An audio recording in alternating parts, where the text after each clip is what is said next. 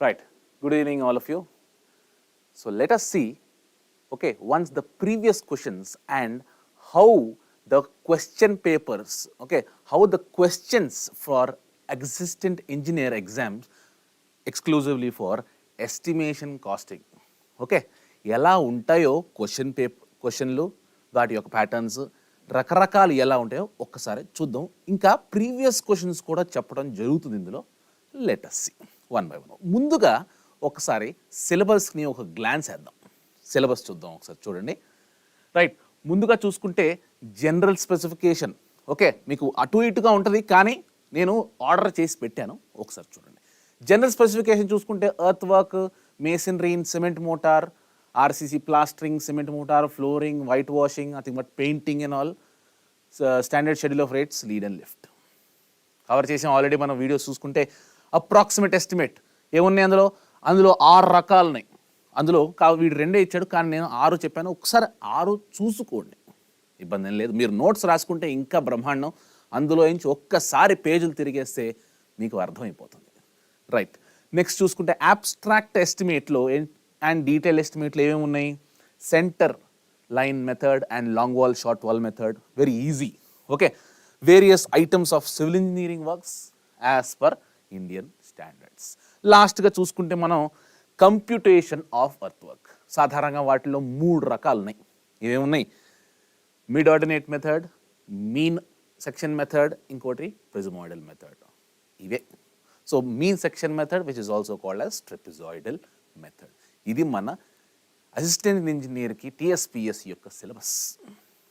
ఒకసారి క్వశ్చన్స్ ఎలా ఉంటాయో చూద్దాం. Let us see the questions once. First question, once see, calculate the quantity of internal plastering. Question జాగ్రత్తగా చదువుకోండి. Okay, read the question properly. Calculate the quantity of internal plastering for the enclosure as shown. Okay, మనల్ని confuse కూడా చేయొచ్చు క్వశ్చన్లు. Okay, extra dimensions ఇచ్చి కూడా confuse చేయొచ్చు. అంటే ఎలా అంటే ఇలా. For example, this is the problem given. The question is find out the internal plastering. ఇక్కడ ఏమో 0.3 అని ఇచ్చాడు. దాన్ని 30 సెంటీమీటర్స్ అని ఇవ్వచ్చు, 300 mm అని ఇవ్వచ్చు. సో జాగ్రత్తగా చూసి ఆన్సర్ చేయండి. ఇక్కడ యాక్చువల్లీ ఇది ఒక ఎక్స్ట్రా డైమెన్షన్. చూసుకోండి, వాడు అడిగింది ఇంటర్నల్ ప్లాస్టరింగ్. ఎలా క్యాలిక్యులేట్ చేస్తాం? మనకి వాడు ఇచ్చింది ఇంటర్నల్ డైమెన్షన్స్. ఒకవేళ వాడు ఎక్స్టర్నల్ డైమెన్షన్స్ ఇస్తే భయపడకూడదు. ఓకే, ఏముంది, డిడక్షన్ చేసుకుంటాం, అంతకన్నా ఏమీ లేదు. ఫర్ ఎగ్జాంపుల్ 6, ఓకే, ఒకవేళ 6.6 మీటర్ అని ఇచ్చాడు అనుకోండి అండ్ 4.6 మీటర్ అని ఇచ్చాడు అనుకోండి, డిడక్ట్ ఏం చేస్తాం? 6, సో ఇటు 0.3 ఇటు 0.3 డిడక్ట్ చేస్తాం, మనకు వచ్చేది ఇదే కదా వాల్యూ. అలాగే ఇక్కడ చూడండి 4.6 అని ఇచ్చాడు అనుకోండి, ఫర్ సపోజ్ ఇటు 0.3 ఇటు 0.3 డిడక్ట్ చేసుకున్నాం, మిగిలేదు ఇదే కదా. సో వాడు డైరెక్ట్గా ఇలా ఇచ్చాడు క్వశ్చన్లో, మరి చూసి కన్ఫ్యూజ్ అవ్వకూడదు 3 ఇచ్చాడు ఏంటి అని. ఓకే, సో ఇక్కడ చూడండి, calculate the internal plastering for the enclosure as shown below, the height is 3 meters. Right, మనకి ఆల్రెడీ 2 డైమెన్షన్స్ ఉన్నాయి. ఏంటిది? Okay, plastering is measured in square meters. Am I right? Plastering is measured in square meters or meter square. మనకు కావాల్సింది ఒకటి length, మరొకటి height. బ్రెడ్త్తో పని లేదు, ఎందుకంటే థిక్నెస్ యొక్క mortar will be constant all around the wall. If you check 6 + 4 + 6 + 4 అంటే 10 + 10 20. Length వచ్చేసింది 20 into 3 meter, which gives you the answer as 60 square meters. Answer is D. Okay, simple. Fine. Okay. Next question చూసుకుంటే, the quantities and unit rate of certain items of works of building are, కొన్ని quantities ఇచ్చాడు, వాటిని calculate చేస్తూ మనకి ఎంత ఖర్చు అవుతుందో total cost of the 2 works. చూడండి, calculate the total cost of the items given ఏంటో కనుక్కోమన్నాడు. సింపుల్ అండి. మళ్ళీ వాడు డైరెక్ట్ క్వశ్చన్ ఇచ్చాడు, మనం ఏం అలా మల్టిప్లికేషన్ చేసుకుంటే సరిపోతుంది. చూడండి, 30 × 2500 మనకు వచ్చేస్తుందా? రైట్. మరియు ప్లాస్టరింగ్ 160 ఇంటూ 1350 మల్టిప్లై చేసుకుంటే మనకు వచ్చేది ఇంత. సో మనకు వచ్చే ఫైనల్ వాల్యూ రెండింటిని యాడ్ చేసుకుంటే వచ్చేది 2,91,000 డైరెక్ట్ వచ్చేస్తుంది. C is the answer, nothing to worry. Okay, so ఇట్లా సింపుల్గానే ఉంటాయి క్వశ్చన్స్, కాంప్లికేటెడ్ అయితే ఏం అడగడు. లెటర్స్ ఇంకా చూద్దాం ప్యాటర్న్స్ ఏమేమి ఉన్నాయో. ఇక్కడ చూడండి, estimate the cost of the brick work for a wall. మళ్ళా సింపుల్ క్వశ్చనే అమ్మ. బ్రిక్ వాల్కి ఎస్టిమేట్ కనుక్కోమన్నాడు, కాస్ట్ ఎంత పడుతుందో చూడమంటున్నాడు. చూడండి, for the wall of 10 metre long, 3 metre high and 30 centimetre thick. చూడండి ఇక్కడ 30 సెంటీమీటర్లు ఇచ్చాడు. ఇంటూ 30 చేసేకండి. మనం ఏం చేయాలి, ఇక్కడ అన్ని మీటర్లో ఉన్నాయి. 10 మీటర్లు, 3 మీటర్లు, అవునా? సో దాన్ని కూడా మీటర్లోకి మార్చుకుంటే 0.3 మీటర్. రైట్, 0.3 మీటర్ అది. So the thick rate of the brick work ₹1,700 అన్నాడు. సింపుల్. మళ్ళీ ఒక వాల్ ఉంది, right? For example you are having a wall. ఈ గోడ యొక్క హైట్ ఎంత అన్నాడు? 3 metre high, 10 metre long, thickness is 0.3 meter అన్నాడు. Multiply 10 into 3 into 0.3. Okay, will give the quantity for the brick work. Quantity వచ్చేస్తుంది, కానీ మన క్వశ్చన్లు ఏం కనుక్కోమన్నాడు? కాస్ట్ కనుక్కోమన్నాడు. రేట్ కూడా వాడే ఇచ్చాడు. ఎంత? 1700 multiplied by 1700. We get the simple value as 15,300. A is the answer. Okay, ita. Next. Calculate the quantity of earthwork. Yes, earthwork problem చూడండి. Calculate the quantity of earthwork by mid-ordinate method. Mid-ordinate డైరెక్ట్గా చెప్పేశాడు క్వశ్చన్లో. ఒరే నాయన, mid ordinate method ద్వారా problem solve చేయండి అని. Right, for 200 meter length, L ఏమో 200 మీటర్లు. రైట్, అది given value of the portion of the road in a uniform ground. Uniform ground అనగానే mid ordinate method, because mid ordinate method is used for gradual change in slope. గుర్తుంచుకోండి, మీకు సర్వేలో కూడా చెప్పుకుంటారు. Okay, mid ordinate method for method of sections in earthwork. If we are having a gradually sloped ground, we use the mid-ordinate method. Okay, the height of the banks at the two ends అన్నాడు. అంటే embankment రెండు వైపులా 2 డెప్త్లు ఉన్నాడు. ఒకటేమో 1 metre, ఒకటేమో 2. So ఇక్కడ చూసుకుంటే D1 ఏమో 1 మీటర్ అన్నాడు, D2 నేమో 2 మీటర్ అన్నాడు. ఓకే, విడ్త్ ఇస్ 10 మీటర్, అంటే nothing but B value. Formation width is 10 meter అన్నాడు. మనం ఫార్ములా తెలిస్తే చాలు. సో ఫార్ములా ఏంటి? BD plus SD square multiplied by L, which is the volume of the embankment by mid ordinate method. ఈ వాల్యూలను substitute చేసుకుంటే మనకు వచ్చే వాల్యూ 3,900 క్యూబిక్ మీటర్స్. వాల్యూమ్ కదా, అందుకని క్యూబిక్ మీటర్స్. ఒక్కోసారి ఆప్షన్ ఇలా అవ్వకుండా 390, ఓకే 3,900 స్క్వేర్ మీటర్లు అంటాడు. మనం తొందరపడి స్క్వేర్ మీటర్ని చూసుకోకుండా పెట్టేస్తాం answer. So check before you opt the option. Okay, right. Next question చూడండి. As per Indian standards, in the detailed estimate, the areas are worked out to the nearest. మీకు okay degree of tolerance or accuracy అనే ఒక topic చెప్పాం. అందులో ఒక table గీసాం, అవునా? ఏంటా table? ఇది. సో ఈ టేబుల్ మనకి గుర్తుండిపోవాలి. ఇక్కడ చూడండి, జనరల్ ఐటమ్స్ అప్పుడు dimensions degree of tolerance 1 centimeter, ఏరియాస్కి వచ్చేసరికి 100 స్క్వేర్ మీటర్స్, వాల్యూమ్స్కి వచ్చేసరికి 0.01 మీటర్ క్యూబ్. స్పెషల్ కేసెస్లో thickness of slabs 0.5 centimeters. Okay, if partitions, again 0.5 centimeters. If you are having section dimensions of columns and beams, 0.5 centimeters. If it is steel, the weight is 1 kg, which is acceptable or tolerable, and length is about 0.5 centimeter. So మనకు అడిగిన question దీని గురించి అడిగాడు. Area ఎంతవరకు tolerable, 100 square meter వరకు tolerable. That was the answer, right?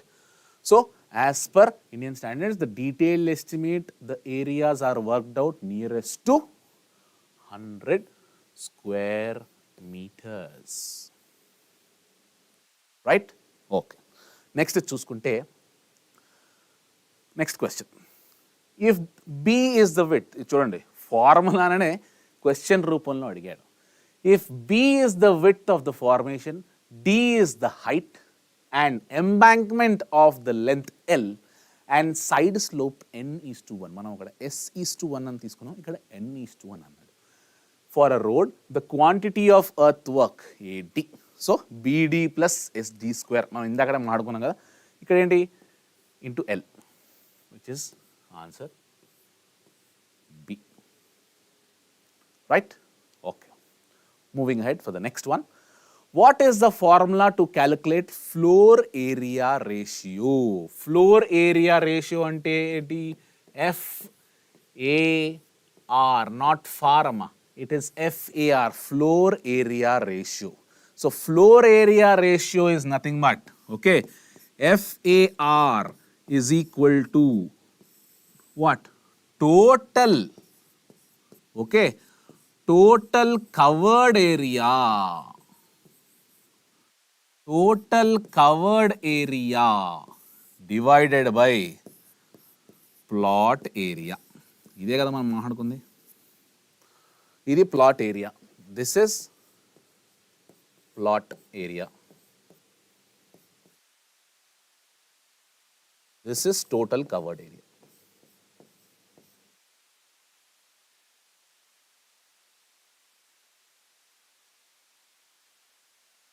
Which gives you the floor area ratio of the building, right?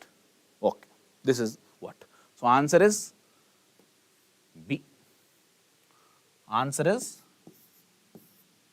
B. Right. Next question chuddam. No deduction is made in the quantity estimate for plastering work, okay, in cement mortar for openings having size up to. మనకి deductions అని ఒక topic చెప్పుకున్నాం మనం, okay. దేనికి? ప్లాస్టరింగ్కి 3 కేసులు చెప్పాం. Area less than so and so అయితే no deduction, area between so and so to so and so is one side deduction, if it is more than that both sides deductions అని చెప్పుకున్నాం. అంటే ఏంటి? First case 1 ఏంటది? If ఇక్కడ question కదా, no deduction ఎక్కడని చేయడం జరుగుతుంది? 0.5 మీటర్ స్క్వేర్.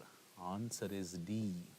0.5 మీటర్ స్క్వేర్ కన్నా తక్కువ ఉంటే area of the opening deduction చేయని అవసరం లేదు. 0.5 నుంచి 3 మీటర్ స్క్వేర్ లోపు ఉంటే ఒక సైడ్ డిడక్షన్ మాత్రమే చేయాలి. మోర్ దాన్ 3 స్క్వేర్ మీటర్స్ ఉంటే 2 వైపులు డిడక్షన్ చేయాలి. ఇదే కదా మనం మాట్లాడుకున్నాం, రైట్? ఓకే, నెక్స్ట్ క్వశ్చన్ చూద్దాం. The carpet area of the residential building, okay, the carpet area of the residential building is generally dash of it's plinth. ఇలా కూడా అడుగుతారండి. సో ఏంటంటే 50 to 65%. మనం ప్లింత్ ఏరియా గురించి మాట్లాడుకున్నాం, కార్పెట్ ఏరియాలో ఇది ఒక పాయింట్. 50 నుంచి 65% will be the carpet area for a residential building, okay.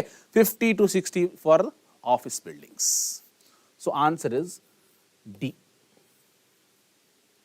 Okay, 50 to 65% will be the what?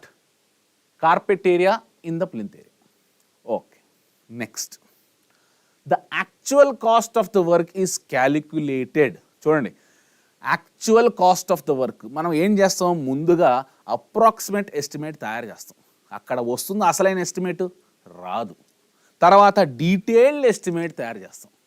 Detailed estimate తయారు చేసిన తర్వాత ఎవరైతే బిల్డింగ్ కడుతున్నారో వాళ్ళకి మధ్య మధ్యలో కొన్ని ఆలోచనలు వస్తుంటాయి. అరే స్విమ్మింగ్ పూల్ ఉంటే బాగుంటుంది, నా బాత్రూంలో బాత్టబ్ ఉంటే బాగుంటుంది, లేదా గ్రనైట్ ఫ్లోరింగ్ వేసుకుందాం. ఇటువంటి స్పెసిఫికేషన్స్ కొన్ని పుట్టుకొస్తుంటాయి మధ్య మధ్యలో, ఎప్పుడు బిల్డింగ్ కట్టేటప్పుడు కూడా. ఓకే, బిల్డింగ్ అనగానే మనం ఎస్టిమేట్ వేసేసాం, వచ్చేసింది, ఇంతే నా ఎస్టిమేట్, ఇంతే నా ఖర్చు అవుతుంది నా బిల్డింగ్ అనుకోవద్దు. తర్వాత ఆలోచనలు వస్తాయి, మన ఆలోచనలు పెరుగుతూ ఉంటాయి, ఇంకా ఇంక్లూడ్ చేస్తూ ఉంటాం కొన్ని items of work, nothing but specifications. So ఇక్కడ చూడండి, యాక్చువల్ కాస్ట్ అనేది ఎప్పుడు వస్తుంది అనేది అడుగుతున్నాడు క్వశ్చన్లో. Actual cost of the work is calculated when, ఒకసారి ఆప్షన్స్ చూద్దాం జస్ట్ ఒకసారి. By just knowing the work to be done, no, absolutely wrong. During the estimate చేసేటప్పుడు మనకు వస్తుంది, కానీ అది యాక్చువల్ కాస్ట్ కాదు కదా, చెప్పా ఇప్పుడే, రైట్, ఇది తప్పు. At the stage of the work, జరుగుతున్నప్పుడు అవుతుందా? అస్సలు కాదు. చూడండి, at the time of completion of the work, చివరాఖరి వరకు మనం ఏదో ఒక ఐటమ్ ఆఫ్ వర్క్ ఇన్వాల్వ్ చేస్తూనే ఉంటాము. సివిల్ ఇంజనీరింగ్ అంటే అంతే. ఒకసారి మనం ఇటుకతో కడతాం, లేదు మనకి ఫ్లై యాష్ బ్రిక్స్ అంటారు కొంతమంది, లేదు నాకు ఫ్లోరింగ్ కావాలి, టైల్స్ తీసేసి గ్రనైట్ వేస్తాం. సో చివరాఖరి దాకా మనం స్పెసిఫికేషన్స్ మారుతూనే ఉంటాయి. Okay, then only the work will be completed. At the time of completion of the work only, you will be getting the actual cost of the building. Answer is D. Right? Okay, moving ahead. At what change of price level is revised estimate prepared? At what change? Okay, at what change of price level is a revised estimate prepared? Revised estimate ఎప్పుడు చేయడం జరుగుతుంది? మనకు ఒక list of estimates ఉన్నాయి. ఏంటి? Types of estimates.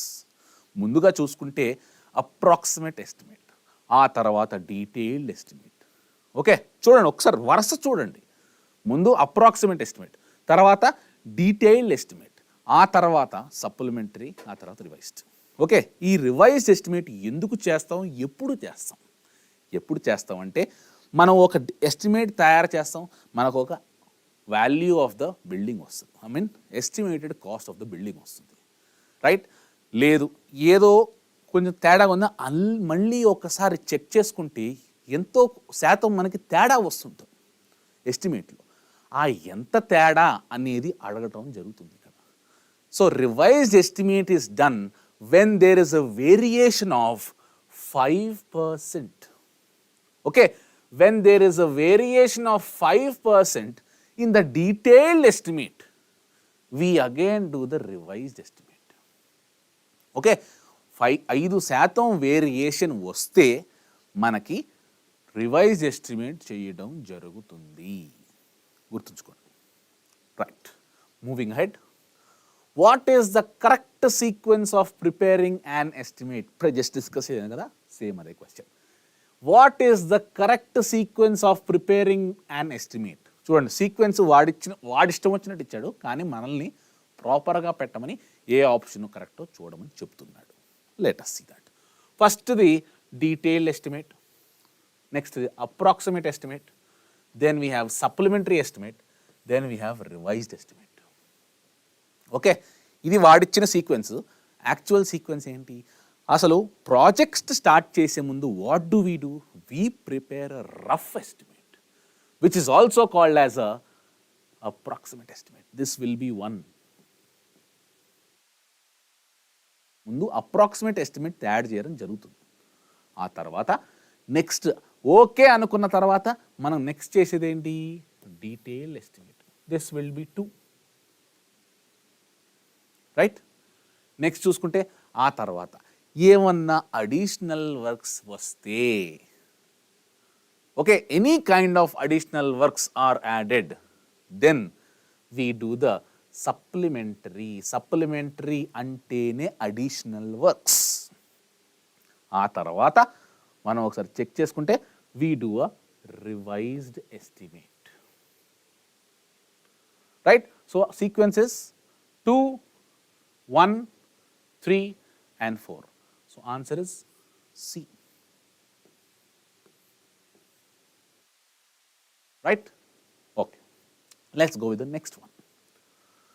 No deduction is made in the quantity estimate for brickwork in cement mortar for openings having size up to. Okay, question చూడండి. No deduction is made in the quantity estimation for brickwork in cement mortar for openings having size up to. బ్రిక్వర్క్కి మీకు deductions ఇచ్చాం ఒక list 4, bearings దగ్గర, openings of walls దగ్గర, right? అక్కడ మనం deductions అనేది ఇది ఇచ్చాం. అక్కడేంటి నో డిడక్షన్ ఇస్ మేడ్, ఎక్కడ డిడక్షన్ చెయ్యరు. వేర్ అంటే ఒకసారి ఆప్షన్ చూడండి, కింద నుంచి చూద్దాం. 1 square metre very big, wrong. 0.01 square metre అసలు ఏమి ఇది, చాలా స్మాల్, 10 సెంటీమీటర్లు అంతే. ఓకే, సో 0.5 స్క్వేర్ మీటర్స్, ఇది కూడా తప్పు. So actual is 0.1 square metre యొక్క ఓపెనింగ్ ఉంటే అక్కడ డిడక్షన్ చేయనవసరం లేదు ఇన్ జనరలీ టాకింగ్.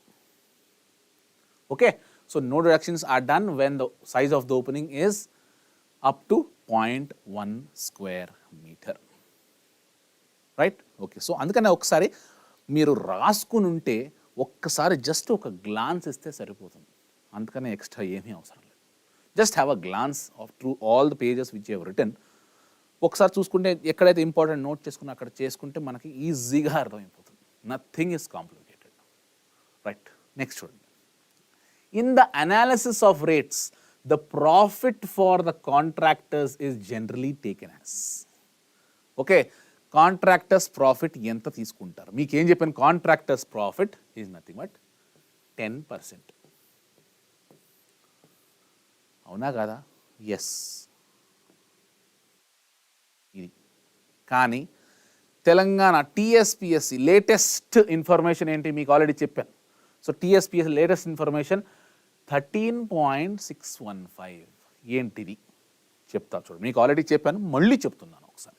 సో యాక్చువల్గా కాంట్రాక్టర్స్ ప్రాఫిట్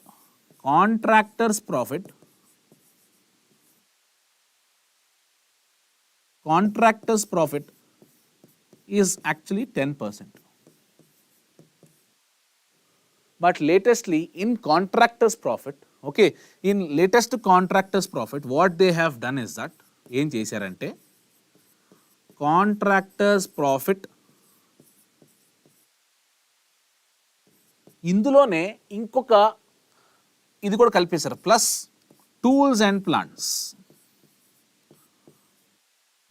ప్లాంట్స్ ఈ రెండింటినీ కలుపుకుని తెలంగాణ రాష్ట్ర ప్రభుత్వం 13.615 అనేది చేయడం, ఇంక్లూడ్ చేయడం జరిగింది. So actual answer is 13.615. 2 క్వశ్చన్లు ఇచ్చినా టీఎస్పిఎస్సి లేటెస్ట్ కాబట్టి ఆన్సర్ ఇది అవుతుంది. ఒకవేళ ఇది ఇవ్వకుండా ఇంకేదైనా ఇస్తే 10% ఆప్ట్ చేసుకోండి, కంగారేమీ లేదు. Okay, fine. Moving to the next question. Which of the following method is used to prepare the approximate estimate? చూడండి ఒకసారి చూడండి. Which is the following method used to prepare approximate? అప్రాక్సిమేట్ని ఇంకా పదాలు ఏమంటారు? Rough estimate or preliminary estimate.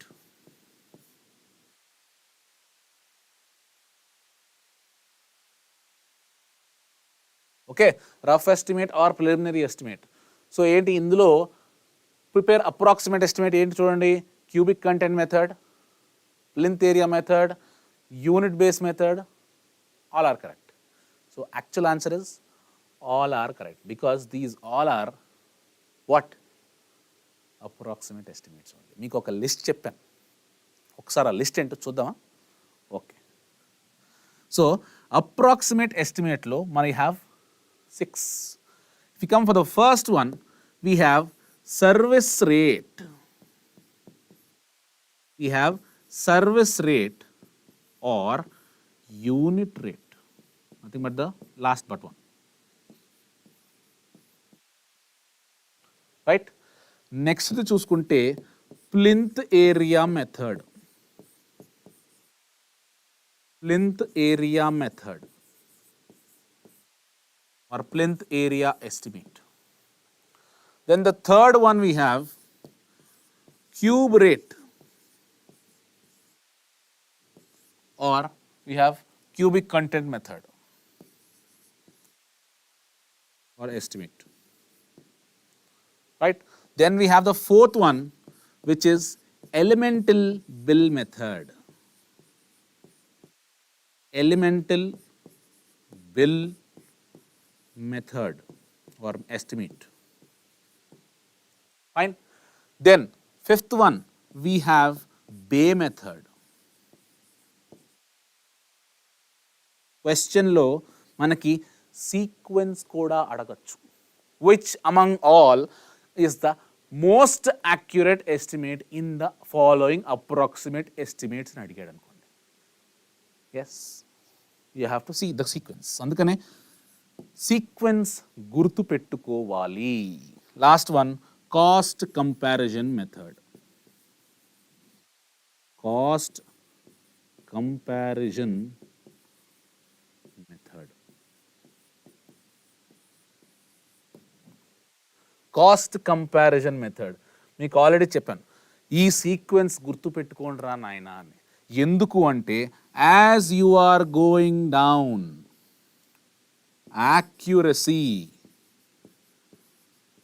accuracy increases.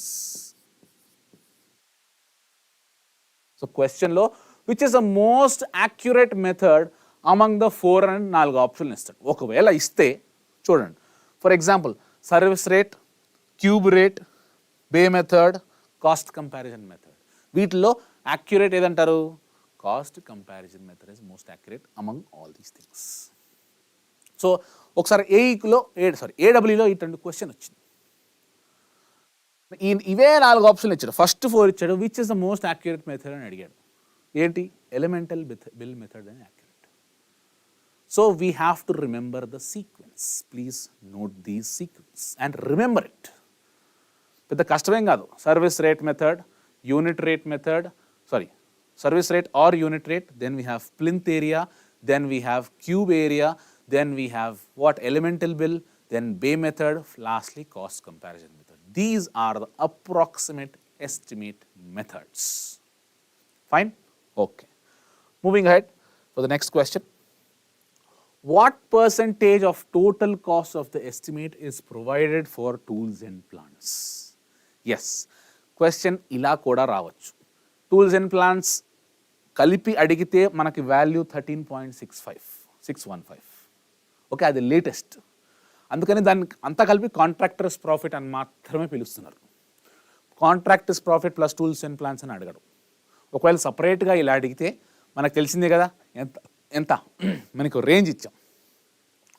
For tools and plans it is about 1% to 1.5%. ఇదే కదా చెప్పింది value tools and ప్లాంట్స్కి. So మనకి పర్సంటేజ్ ఇవ్వలేదు, డెసిమల్ ఫార్మాట్లో ఇచ్చాడు. అంటే ఆన్సర్ ఏంటి? 0.015.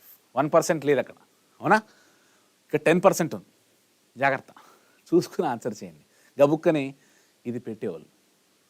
Okay, be very careful. This is 10%, right? ఇది 0.15%. So answer is D.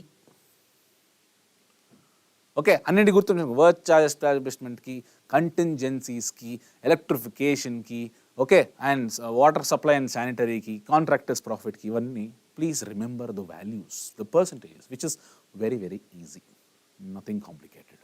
Fine. Next question if you see chowkat. Okay, chowkat of a door is measured in. Chowkat అంటే ఏంటైనా?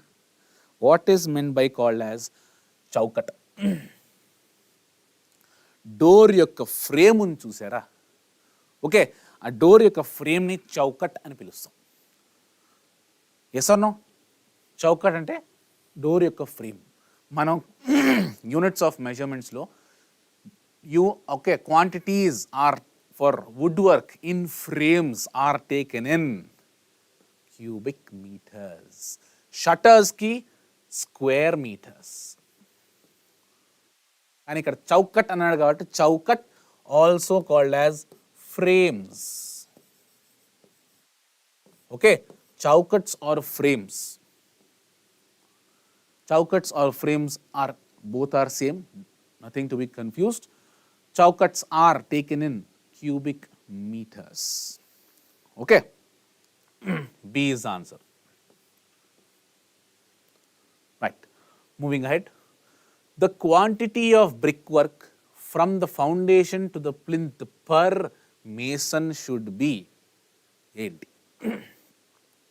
మనం out turn అనే టాపిక్ నేర్చుకున్నాం రేట్ అనాలిసిస్లో. So out turn is nothing but what, ఎంత పని చేయాలి మనిషి, output of a labour. Nothing but out turn is nothing but output of a labour in a day. Actual output ఎంత, 8 hours. 8 hours పలానా వాటికి ఎంత అవుట్పుట్ ఇవ్వచ్చు అనేది మనం చెప్పుకున్నాం. కానీ ఇక్కడ అడిగింది ఏంటి, బ్రిక్ వర్క్ ఎక్కడి నుంచి ఎక్కడ దాకా, plinth per day. Okay, from foundation to plinth అని అన్నాడు. ఫౌండేషన్ నుంచి ప్లింత్ ఏముంది, కింద ఏముంటుంది కదా ఫౌండేషను. సూపర్ స్ట్రక్చర్ అంటే మనం హైట్ ఎక్కాలి, ఇటుకలు పేర్చుకోవాలి, పని ఉంటుంది కాబట్టి కొంచెం ఎక్కువ. కానీ ఇక్కడ తక్కువ, ఎంత, 1.25 cubic meter అంతే. Okay, 1.25 cubic meter per mason per day or per labor, right? That is what, remember. Okay, so quantity of brickwork for foundation అడగచ్చు, or brickwork for or plastering or whitewashing or distempering, ఏవైనా ఒకసారి glance చూసుకోండి ఒకసారి. Out turn అనే topic. Right, in case of steel rolling shutters for the estimation of painted area, the plane area is multiplied by. Okay, painted area దగ్గర మనం units of measurement తీసుకున్నాం. So ఇక్కడ ఏంటి స్పెసిఫిక్గా రోలింగ్ షట్టర్స్ అన్నారు. Rolling shutters అంటే ఏంటి, shop ముందు ఉంటాయి కదా, వాటిని రోలింగ్ షట్టర్స్ అంటాం. మనం చెప్పుకునేటప్పుడు ఆ పేజ్లో మనకి rolling shutters, collapsible gates and jalis or jafris అని మాట్లాడుకున్నాం. సో రోలింగ్ షట్టర్స్కి మనం పెయింటెడ్ ఏరియా ఎంత తీసుకుంటాం అంటే 10%. 10% అధికంగా తీసుకుని పేమెంట్ అలా చేయడం జరుగుతుంది. Okay, so answer is nothing but 1.1. P is the answer. అలాగే మనం కొలాప్సిబుల్ గేట్ అంటే ఏంటి, మనం లిఫ్ట్ల ముందు ఉంటాయి కదా కొలాప్సిబుల్ గేట్స్, ఆర్ డోర్కి సెక్యూరిటీకి వేసుకుంటాం, అదైతే 50%. వుడెన్ జాఫ్రీస్ అయితే 2 times ద ఏరియా, అంటే 1.5 times ద ఏరియా. ఇలా క్యాలిక్యులేట్ చేసుకుంటాం when we are doing the payment. ఇక్కడైతే 1.1 times of the area. This is how we calculate the quantities. Remember, for rolling shutters 1.1 or 10%, whatever it is. Okay, fine. Next one, indicating wood left in excavated trenches. Okay, not wood, sorry. Indicating works left in excavated trenches to facilitate the measurement of burrow pits are known as. Excavation లో last slide చెప్పేటప్పుడు మీకు చెప్పాను figure గీసాను. I'll tell you, no issues. మనం excavation అప్పుడు ఇట్లా pits తవ్వుతాం, trenches తవ్వుతాం, అవునా? We dig trenches.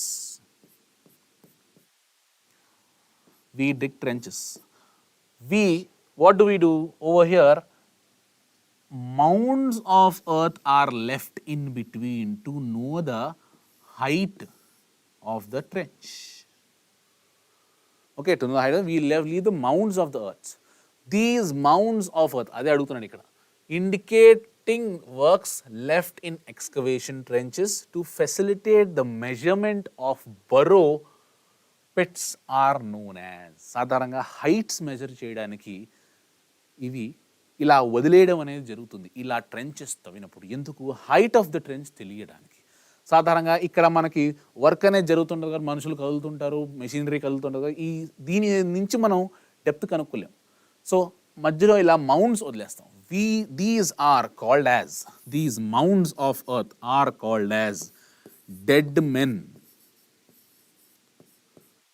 Okay, dead men, or also called as tell tales. మనకు అడిగింది ఏంటి? Tell tiles. డెడ్ మెన్ అయినా అనొచ్చు, టెల్ టేల్స్ అయినా అనొచ్చు. Option is C. Okay, tell tales అయినా అనొచ్చు, డెడ్ మెన్ అని అనొచ్చు. సో రెండిట్లో ఏది ఇచ్చినా ఆ ఆన్సర్ ఆప్ట్ చేసుకోండి. Right? So indicated works left in excavated trenches to facilitate the measurement of burrow pits are known as tell tales. Right? Moving ahead. Next one, let us see. In the estimation of plastering surface, the deduction are not made for plastering topic. Plastering surface, the deductions are not made for what? ఇక్కడ చూడండి. Options చూడండి. Ends of beams. ఇంకొకటి ends of walls, ఇంకోటి small openings up to 0.5 square metres, ఇంకోటి none. ఇక్కడ యాక్చువల్గా 2 options correct, which are ends of beams and small openings up to 0.5 square metres. రెండిట్లో ఏది పెట్టినా it's a valid answer. We can just go for it also. Okay, so ends of beams అంటే ఒకవేళ కడుతున్నాం, for example this is slab, we have a beam. ఈ beams యొక్క ends ఉంటాయి కదా, వీటికి ప్లాస్టరింగ్ చేసేటప్పుడు మనం డిడక్షన్స్ అనేవి చెయ్యము. As it is we pay the amount. And openings up to 0.5 square metre. గోడలో ఓపెనింగ్ ఉంటే ఓకే, ఎంతవరకు 0.5 స్క్వేర్ మీటర్ వరకు డిడక్షన్ చేయనవసరం లేదు. దానికి మించితే we have to deduct. Right? Okay, understood? Okay, let's see for the so these are the questions. Okay, ilanti questions మనం రావచ్చు. I hope everyone has understood this session. Okay, so ఇంకేమైనా ఉంటే మీ కమెంట్స్లో ఒకసారి మెన్షన్ చేయండి, ఇబ్బంది లేదు.